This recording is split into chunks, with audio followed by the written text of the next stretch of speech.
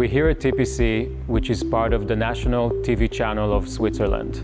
At TPC, they have different types of workshop that service all the type of set designs that go to the different programs. We build decoration for Swiss TV, also for other TV stations in Switzerland.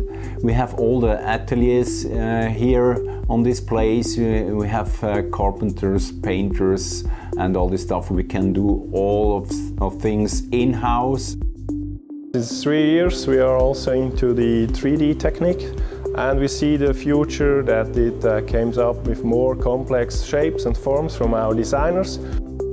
With the BigRep we have the possibility to print 1 by 1 by 1 meter. That's really interesting for us and for our customers, and so we can build a lot of very interesting and complex shapes in one piece.